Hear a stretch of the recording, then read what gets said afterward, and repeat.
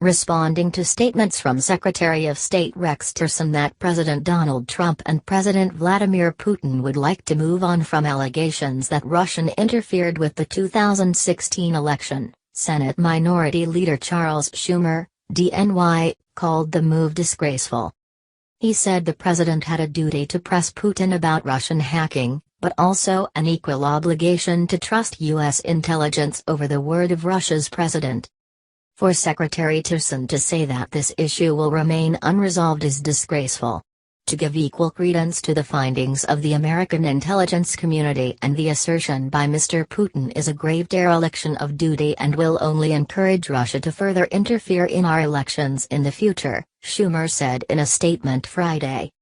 Tillerson, who sat in on the meeting between Trump and Putin, said Trump opened up the meeting asking Putin about the election interference and eventually talked about how to move on from the issue because the two countries will never agree on what happened.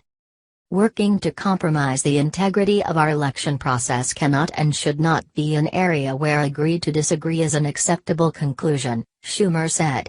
Congress and Americans of all political persuasions and parties should do all they can to increase sanctions on Russia and prevent the reduction of any sanctions by the executive branch.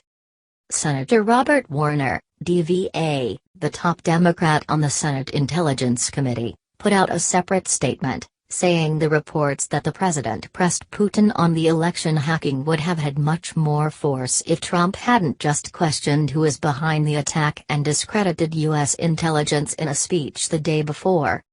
While we proceed with our counterintelligence investigation, it is imperative that the Trump administration refrain from any effort to relax or rescind the sanctions already in place. They also cannot seek to undermine congressional action toughening sanctions in response to Russia's brazen assault on American democracy, he said. Please subscribe my channel.